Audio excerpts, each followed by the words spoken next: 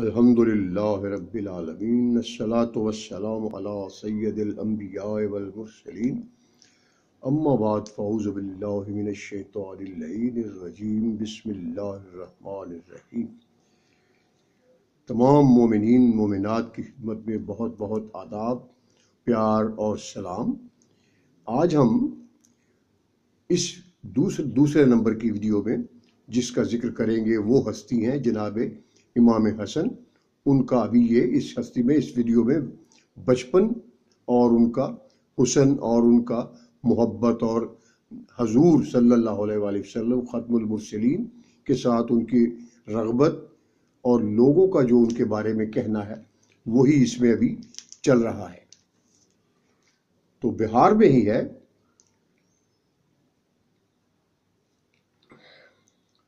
بہار میں جابر سے مروی ہے کہ ایک دن میں حضور صلی اللہ علیہ وسلم کے پاس گیا۔ دونوں زہرا زادے آپ کی پشت اقدس پر سوار تھے۔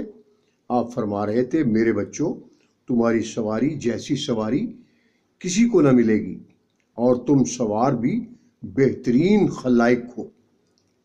بہار میں ابو ہریرہ سے مروی ہے کہ ایک مرتبہ نبی کونین مسجد نبوی میں مصروف تھے کہ امام حسن اور بحالت سجدہ آپ کی پشت پر سوار ہو گئے۔ پھر امام حسین علیہ السلام آئے، وہ بھی بائی کے ساتھ پشت پر سوار ہو گئے۔ میں نے خیال کیا کہ حضور کو تکلیف ہو رہی ہوگی، چنانچہ میں نے دونوں بچوں کو آپ کی پشت مبارک سے اٹھا لیا۔ جب آپ نے سلام پھیرا تو دونوں کو گود میں لے کر دونوں کا بوسہ لیا اور فرمایا، جو شخص مجھ سے محبت رکھتا ہے وہ ان دونوں سے محبت رکھے۔ 3 مرتبہ آپ نے یہ الفاظ دہرائے۔ مسند ابو داؤد، صحیح ترمذی اور سنن نسائی میں بریدہ سے مروی ہے کہ ایک مرتبہ حضور مسجد میں خطبہ دے رہے تھے کہ امام حسن اور امام حسین داخل ہوئے۔ دونوں سرخ رنگ قمیض پہن رکھی تھی، دونوں نے بچپنے کی وجہ سے چلتے ہوئے سنبھل نہ پا رہے تھے۔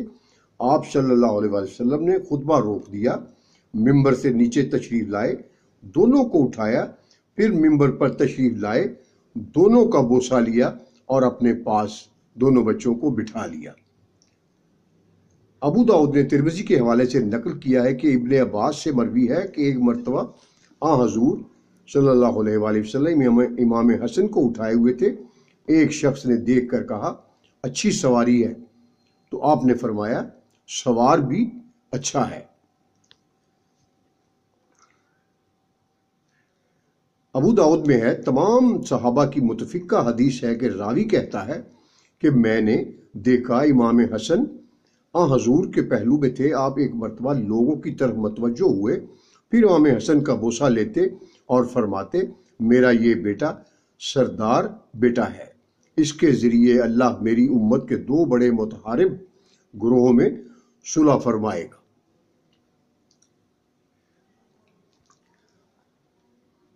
ایک روایت میں ہے کہ حضور نے اپنے بیٹے جناب امام حسن کو کہا کہ بیٹا، کیا آپ کو معلوم ہے نا کہ آل محمد کے لیے صدقہ کھانا حرام ہے؟ عزادارو، وہ کیسا قیامت کا وقت ہوگا کہ جب آل محمد کے بچے کوفہ میں بازار شام میں تھے، کوفی عورتیں چھتوں پر سے صدقہ کی کھجوریں گرا رہی تھیں اور ام کلثوم زینب بنت علی ایک بچے کو فرما رہی تھیں، بچوں بھوک برداشت کر لو مگر صدقہ کی کھجوریں پھینک دو، ہم آل محمد پر صدقہ حرام ہے۔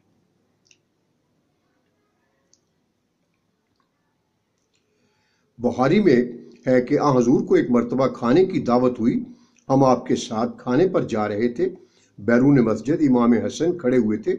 آپ نے آگے بڑھ کر حسن کو اٹھا لیا اور ہنسانے کے لیے گدگدانے لگے، پھر اٹھا کر گلے لگایا اور فرمایا، الحسن منی و انا منہ، جو حسن اور حسین سے محبت رکھے گا وہ محبوب خدا ہوگا، یہ دونوں سبط ہیں۔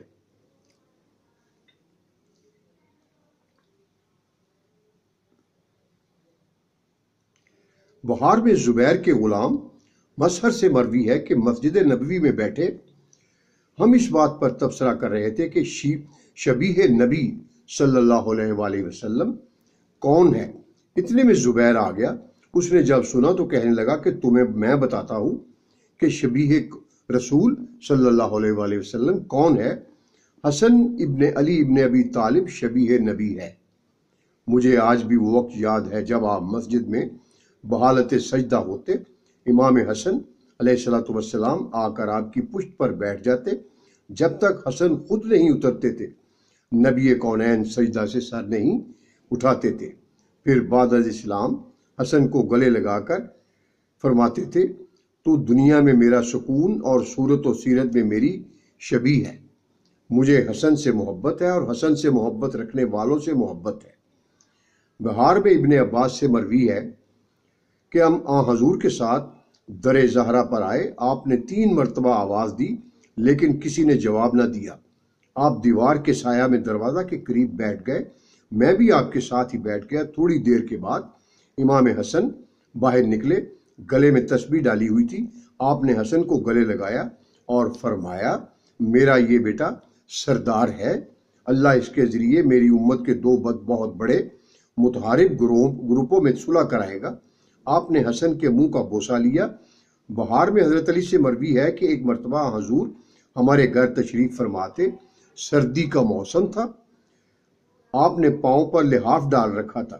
حسن نے پانی مانگا، آپ جلدی سے اٹھے، کاسا لیا، بکری کے تھنوں سے دودھ نکال کر حسن کو دیا۔ حسین بھی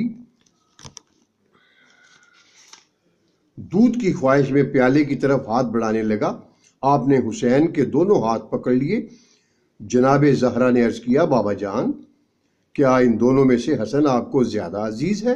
آپ نے فرمایا بیٹی ایسی کوئی بات نہیں، حسن نے مانگا پہلے تھا، اس لیے اس کا حق بنتا ہے کہ وہ سیر ہو کر پی لے، ورنہ تو میں یہ دونوں سے برابر پیار کرتا ہوں، دونوں یوم قیامت کے ایک ہی جگہ پر ہوں گے۔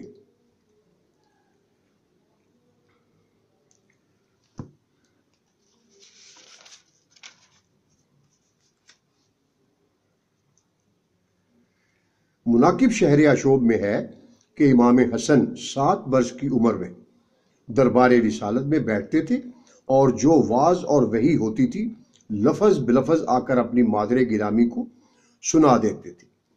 جب حضرت علی گھر تشریف لاتے تو دختر رسول صلی اللہ علیہ وآلہ وسلم انہیں مسجد میں ہونے والی تمام نبوی گفتگو سے مطلع فرماتی۔ آپ کے پوچھنے پر بی بی بتاتی کہ میرا حسن لال آپ سے پہلے آ کر مجھے میرے بابا کی تمام گفتگو سے آگاہ کر دیتا ہے۔ ایک دن حضرت علی امام حسن سے پہلے گھر میں تشریف لے آئے اور چھپ رہے تاکہ حسن کا انداز بیان سن سکوں۔ جب امام حسن آئے حسب معمول ماں کو سلام کیا، گود میں بیٹھے اور بولنے کا ارادہ کیا تو زبان میں لکنت آ گئی۔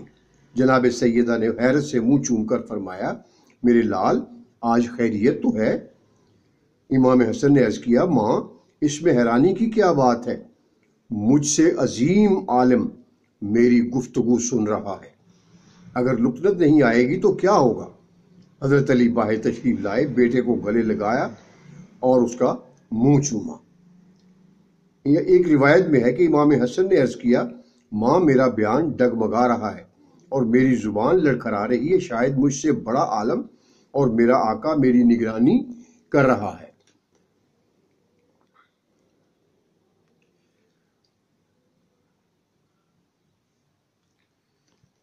ایک مرتبہ آپ کا بچپن میں آپ کے واقعات ایک کتاب میں روایت ہے کہ ایک مرتبہ حضرت عمر کے دور میں ایک شخص کو پکڑ کر لایا گیا، یہ قاتل ہے اور ابھی تک مقتول کے پاس کھڑا تھا، اس کی چھری سے خون بھی ٹپک رہا ہے۔ مدعی علیہ نے قتل سے انکار کیا اور کہا نہ تو میں اس شخص کا قاتل ہوں اور نہ ہی میں اسے پہچانتا ہوں، میں 2 بکریوں کو ذبح کرنے والا تھا، ایک کو